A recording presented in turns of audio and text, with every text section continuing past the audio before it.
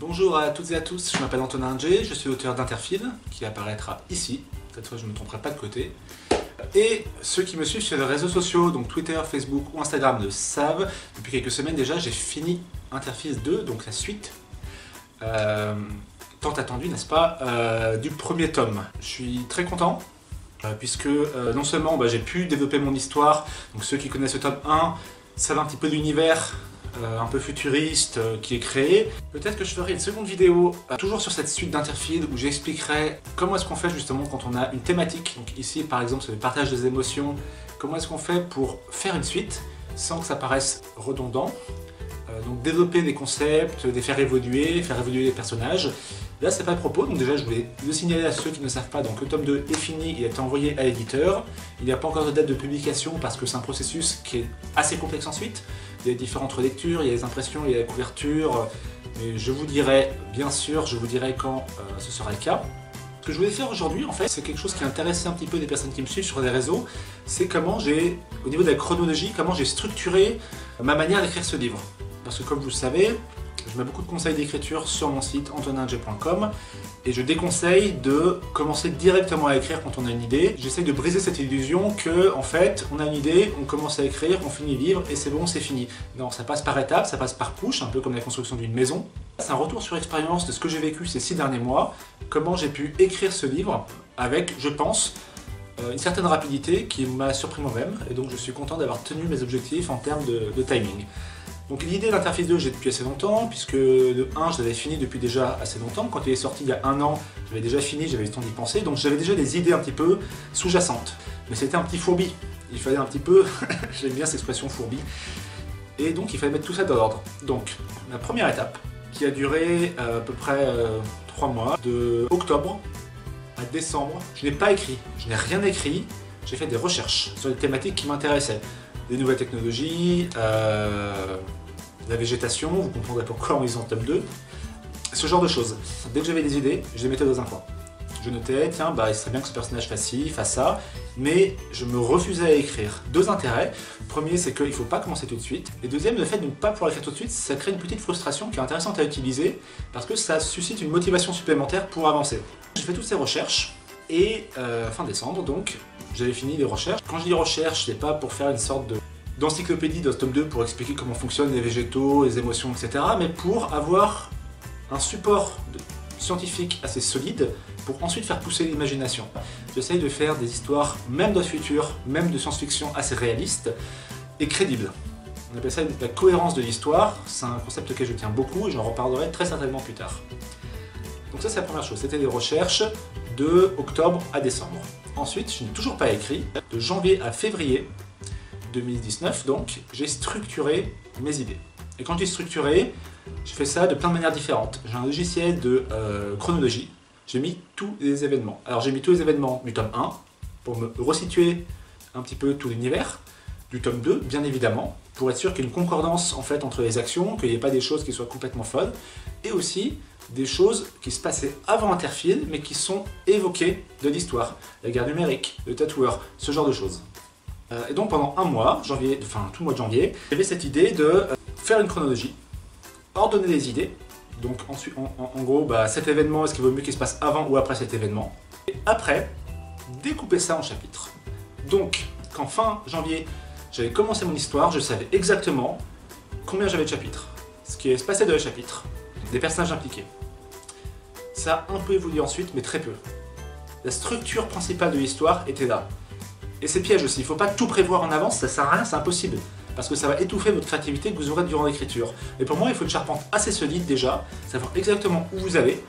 Et comme vous savez où vous savez que vous pouvez faire un petit détour et que vous retrouvez votre chemin. Si vous ne savez pas où aller, vous allez vous perdre. Et si vous êtes obtus dans votre chemin, pour rester dans cette métaphore du parcours, vous allez ne pas observer le paysage autour et ce sera une histoire un peu plus stérile. Recherche, structure, 1er février, j'ai commencé à écrire. Et j'ai mis donc février, mars, avril, mai. 4 mois pour écrire Interfil 2, sachant qu'il sera plus long que le premier. 2 raisons à ça. La première, c'est que j'avais déjà l'expérience du tome 1, donc à la fois une expérience de l'univers et des personnages, et j'ai aussi des habitudes pour écrire. Aussi, j'aime bien écrire, donc ça va assez vite. Mais comment j'ai pu écrire autant de chapitres durant 4 mois? Et moi, ma méthode, en tout cas, c'est déjà, je m'étais dit, un chapitre par semaine au minimum. Tous les lundis, il devait y avoir un chapitre. Même si j'en sors un autre mercredi, le lundi était prêt de rien avoir un. Même si j'en sortais un de dimanche, le lundi il en fallait un. Ça m'aidait à structurer un petit peu le temps qui passait et à m'organiser autour de ça. Le lundi c'était un peu arbitraire, mais c'était après le dimanche. Comme le dimanche j'étais peut-être en week-end, donc au moins voilà, je pouvais en rentrant ce dimanche soir travailler mon chapitre. J'avais toute la journée du lundi. Pour moi ça fonctionnait bien.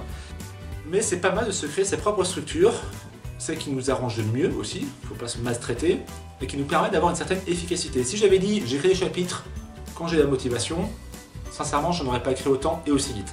Là, un chapitre par semaine, ça me semblait à la fois réaliste et en même temps, ça mettait un petit coup de pression. Voilà, ça c'est le petit truc, on va dire mental que je dis, c'est un peu faux. Sa zone de confort, c'est bien d'aller au-delà, mais si on fait un saut gigantesque au-delà de sa zone de confort, par exemple on n'a jamais écrit, on se dit je vais écrire un livre de 600 pages en 3 semaines. Franchement, je ne sais pas qui peut faire, il y a peut-être des génies qui peuvent le faire, mais même si vous y arrivez, je pense que vous n'aurez pas dormi, peu manger et vous serez dégoûté à l'idée d'écriture. Donc mon conseil c'est, connaissez vos capacités et dépassez-les un tout petit peu. Moi je savais qu'un chapitre par semaine c'était facile. Je dis ça sans prétention, c'est juste que j'ai l'habitude d'écrire, c'était facile. Et donc j'ai commencé comme ça, un chapitre, 2, 3 semaines, au mois de février, et après j'ai augmenté. En fait, ce que j'ai fait, c'est qu'après, il y avait un chapitre qui sortait le lundi et un autre durant la semaine. Ça pouvait être mardi, mercredi, jeudi, vendredi. Et je me tenais à ça, à 2 chapitres par semaine. L'intérêt d'en avoir un deuxième de la semaine plus flottant, c'est qu'on peut adapter à son emploi du temps, puisque je ne fais pas que ça, vous non plus. Donc voilà, je savais qu'il y en avait un fixe tous les lundis et un qui sortait le mardi. Deuxième chose.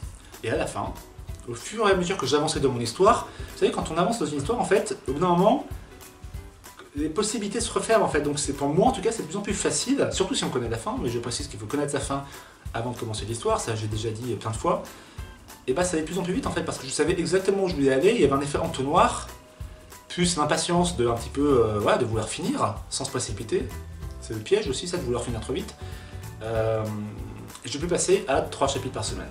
Et à la fin, dans la semaine, je me suis fait mon petit kiff, lundi, mardi, mercredi, jeudi, vendredi, un chapitre tous les jours. Alors j'étais rincé après ça, mais c'était un petit peu d'accélération à la fin du marathon. Moi ça me faisait plaisir, je ne force personne à le faire, mais au final, ces 40 chapitres, j'ai pu les écrire comme ça. Structuré lundi, chapitre flottant de mardi, puis 2 chapitres de la semaine quand je le sentais, et à la fin le sprint total. Autre chose importante, j'avais des gens qui lisaient en temps réel le chapitre. Donc ça, je les remercie infiniment. Il y en a beaucoup, il y en a qui n'ont pas eu le temps de lire, parce que j'écrivais assez vite au final, il y en a qui n'ont pas eu le temps de lire en temps réel, mais il y a quelques personnes, 2 ou 3, qui, voilà, je sortais un chapitre, je savais que le lendemain j'avais un retour. Et je répète encore une fois, les personnes qui lisent vos livres en avance, il faut qu'elles soient honnêtes et bienveillantes. Honnêtes parce que ça sert à rien de vous jeter des fleurs si ce que vous faites est mauvais, et bienveillantes, ça sert à rien de vous pourrir si c'est mauvais. Il faut dire, écoute, là je trouve qu'il y a des défauts, c'est pas grave, c'est pas contre toi, c'est juste que, en gros, dire qu'il y a des défauts, ça veut dire ton histoire peut être encore améliorée. Déjà, il faut voir ça comme un cadeau que la personne vous fait, si elle le fait bien. Voilà, c'est pas tout le monde qui a la force et la capacité de vous dire honnêtement ce qui ne va pas, sachant que ça ne vous touche pas personnellement, c'est votre histoire, il faut se détacher de l'histoire. Et ensuite, ça ne peut que améliorer votre histoire. 30 juin, j'ai fini mon histoire. J'ai soufflé 24 heures, mais j'étais dans une telle lancée parce que j'avais fait 5 chapitres en 5 jours, qu'en fait je me suis mis directement à la relecture. Et là, pour moi, c'est mon erreur, c'est que j'étais trop ambitieux. Et me relire juste après, en fait, on se rend compte que son bouquin, on l'adore, mais quand on a passé 3 mois dessus, il nous sort par les yeux et il aurait fallu laisser un peu plus de temps pour la relecture, pour prendre du recul sur sa propre histoire et ne plus avoir d'appréhension à s'enquiller à nouveau toutes ces pages 2 ou 3 fois. Parce qu'une relecture, ma relecture en tout cas, j'en fais 3. J'ai fait une relecture de cohérence, parce que forcément mon histoire a un peu évolué au fil de mon écriture, donc je reviens au début pour modifier les choses qui ont besoin d'être modifiées. Une relecture de style. Oui, en plus comme j'écris assez vite, il y a des phrases qui sont un peu mollassonnes, des phrases qui sont pas très cohérentes, des fois il y a des phrases où il manque des mots.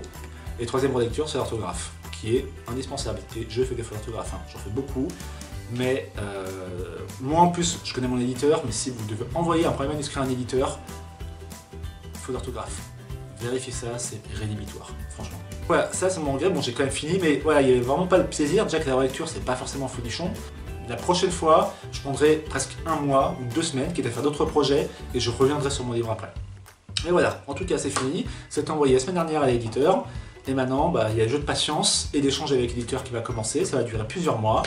Donc Interfile 2 va pas sortir tout de suite, hein. Je pense que même moi, mais vous vous rendez pas compte de tout le processus qui doit se faire au sein de la maison d'édition pour que ça fonctionne. Mais bon, je vous alerterai quand il sortira, pas de soucis. Ok, donc là je vais dire un petit peu en chronologie ce qui se passait. Et maintenant je vais vous dire, si vous voulez bien, en même temps vous regardez la vidéo, donc vous voulez bien et puis vous n'avez pas trop de choix, vous pouvez arrêter la vidéo là si vous voulez, des conseils, des leçons que j'ai tirées de cette écriture. J'ai déjà fait quelques vidéos sur Interfile 2, là, je vais les compléter en fait. Le premier, c'est quand vous prenez des notes au tout début, avant même de commencer l'histoire, je vous conseille dès le début en fait, et de mettre de l'ordre dans vos notes. C'est-à-dire, si vous avez un fourbi, j'ai dit, j'aime bien cette expression, de 15 pages de notes mais qui part dans tous les sens, ça va être super chiant. Sans dire exactement telle action est avant telle action, telle idée va là dans tel chapitre, un peu d'ordre. Là, ça se passera plutôt au début, plutôt au milieu, plutôt à la fin. Celle-ci elle est importante, celle-ci elle est moins importante, voilà. Essayez de classer un petit peu tout ça et vous verrez qu'en fait dans votre esprit ça vous aidera à y voir plus clair dans votre histoire. Pareil pour l'écriture, je le dis, je le redis, je le re-redis, mais la répétition est un art d'apprentissage. Quand vous écrivez, donc là, moi, entre février et juin, il faut que vous connaissiez votre histoire. Pas tout, pas exactement tout, bien sûr, mais si vous commencez l'histoire sans savoir comment elle se termine, je vous garantis qu'il va se passer au milieu un blocage et vous allez faire une sorte de twist narratif qui ne marche pas pour justifier un petit peu tout ce que vous voulez mettre. Il vaut mieux que vous connaissiez les défauts de votre histoire avant, quitte à les connaître et se dire ok, bah, il faut que j'y réfléchisse pour que ça se débloque. Au moment où vous avez le temps d'y réfléchir. Si vous arrivez sur le problème en écriture, vous êtes bloqué, puisqu'en fait vous êtes dépendant de cet élément-là pour la suite. Donc connaissez à l'avance votre histoire. En fait ça va vous apporter une sérénité de l'écriture, vous pourrez vous concentrer vraiment sur la forme, maintenant que vous connaissez le fond. Parents d'écriture, beaucoup de gens ont l'angoisse de la page blanche, c'est pas exactement ce que je vais évoquer, mais des blocages tout court en fait, où là, je sais pas comment expliquer ça, là, la tournure de phrase, je n'aime pas, c'est pas grave. Notez que là il y a un truc qui va pas, et continuez, continuez. Pourquoi? Déjà, peut-être que la suite de votre écriture, ça va vous apporter des idées, parce que vous allez forcément y penser un peu, et la solution à votre problème. Si vous bloquez, vous avancez pas, vous perdez du temps, et je pense qu'en plus, ce n'est pas la meilleure condition, les meilleures conditions pour trouver des solutions. Mettez un espace, c'est pas grave, mettez entre parenthèses, y revenir plus tard. Notez ça, n'oubliez pas en plein milieu de votre manuscrit, faites-en pas trop aussi, si toutes les 3 lignes, il y a un paragraphe qui manque, c'est pas fantastique aussi, mais voilà, faut pas vous laisser bloquer par un détail, pensez global, et après revenez sur le détail. D'abord, il faut votre histoire en général, ensuite vous réduisez. Je répète aussi, ça sert à rien dès le début d'avoir un style de malade. Parce que, en fait, au début, vous êtes concentré sur comment expliquer ce qui arrive, comment expliquer ce qu'il y a dans votre tête. Le style, la finition, la finesse, ça viendra après. Pour ceux qui font des vidéos, c'est comme si dès le début, en fait, vous filmiez, oui, d'accord, l'angle est important, le jeu d'acteur, mais après, toute la colorimétrie, etc., vous savez que vous verrez ça plus tard. Essayez pas dès le début de tout penser à tout, vous ne pouvez pas. Pensez prioritairement à raconter l'histoire et après vous reviendrez dessus de la fameuse relecture de style. Connaissant l'histoire, vous pourrez vous concentrer vraiment sur le style. Idem, ne revenez pas sans cesse en arrière. C'est-à-dire que si au bout du chapitre 10, vous dites ah mais en fait, ce personnage-là il va être comme ça, vous revenez, vous changez tout, vous allez patiner et ça ne va pas avancer. Normalement ça s'évite si on a prévu l'histoire en amont. Donc les grands blocages ou les grandes incohérences, on les a anticipés. Et c'est l'intérêt de préparer en amont en fait, c'est qu'on peut régler les problèmes avant d'avoir passé des heures et des heures à écrire un truc qui peut-être sera effacé. Mais si même vous avez des petits détails et que vous voulez changer, si c'est du détail, franchement, mettez de côté. Faites une liste de notes, chapitre 15, il faudra changer ça, et continuez. L'important c'est de continuer. C'est un marathon, je l'ai toujours dit, il faut continuer. Si c'est un détail hyper important qui va changer votre histoire, revenez, bien sûr. Mais si c'est du petit détail, de la finition, ne vous emmerdez pas avec ça. Ensuite, relecture, j'apprends de mes erreurs, il faut prendre plus de temps. Je pense qu'il faut prendre au moins 2 mois en relecture. 2 semaines, 3 semaines, voire 1 mois, sincèrement, à penser à autre chose, vraiment vous changez les idées. Et après, pendant 1 mois, vous revenez ça. Imprimer, moi je sais que ça marche bien. Le fait d'imprimer, ça me donne une autre vision de mon texte. Et donc ça me donne une vision plus globale du texte. Parce qu'un ordinateur, c'est des pages qui défilent comme ça, il y a un côté très linéaire. Un bouquin, oui, c'est aussi linéaire, mais je sais pas, c'est simple, c'est psychologique, c'est tout ce qu'on veut, ça me donne une vision plus globale de mon livre. Ça concrétise aussi, c'est du papier, donc ça donne un côté plus achevé. Ce sont des livrets, bien sûr, des livrets électroniques. Moi, ça m'aide. Je vous conseille aussi donc d'avoir des bêta lecteurs, honnêtes et bienveillants. Si vous n'aimez pas pas de problème, mais c'est pas mal d'avoir un regard extérieur, ne serait-ce que pour vous, comme vous savez, quelqu'un va lire ce que vous écrivez, ça vous offre un nouveau regard en fait, un regard un peu extérieur au vôtre. Vous dire oui mais est-ce que là il va comprendre? Au lieu de dire j'écris ce que je veux, vous pouvez pas écrire ce que vous voulez écrire de telle sorte que les autres comprennent ce que vous voulez dire. C'est pas une science exacte, mais voilà, il y a un peu de ça. Et les deadlines, respectez-les. C'est-à-dire que connaissez-vous, ça sert à rien, comme je vous l'ai dit au début, de vous mettre une deadline impossible à tenir et de passer des nuits blanches à la respecter, mais dites-vous, ok, je vais être honnête avec moi-même, j'écris pas très vite, un chapitre toutes les 2 semaines. Parce que normalement, je mets 3 semaines pour écrire un chapitre. Et là, l'intérêt, c'est que vous savez que vous pouvez faire, mais que ce sera un peu plus dur qu'avant. Et donc, peu à peu, vous allez grappiller et grimper en conséquence. Moi, c'est ce que j'ai fait, j'ai commencé par un chapitre par semaine. Quand j'ai senti 2, quand j'ai senti 3, puis 5 pour terminer. J'aurais commencé à 5 chapitres par semaine, j'aurais pété un câble. Au bout de 2 semaines, j'aurais explosé en vol. Connaissez-vous et sachez quand vous pouvez accélérer le rythme. C'est pas une compétition, même pas avec vous-même. Vous apprenez à vous connaître de plus en plus. Et vous vous améliorez de plus en plus. Et pour ça, il faut connaître déjà où vous en êtes avant d'aller un peu plus loin. Voilà, je trouve que cette phrase fait très bien la conclusion. Donc, mon livre est fini, je suis très content, là je suis sur plein d'autres projets. Si vous avez des questions sur la manière d'écrire, le timing, etc., la zone commentaire est faite pour ça, j'y réponds. Garanti. Pour des nouvelles sur Interfile 2, vous pouvez m'en poser quelques-unes, mais je ne veux pas dire grand-chose. Mais vous pouvez toujours essayer. Et sur la date de parution, je vous tiendrai au courant. Pour l'instant, je ne l'ai pas. Pas de secret. Et dès que je l'ai, bien sûr, vous serez les premiers informés. Je vous remercie et à bientôt. Ciao.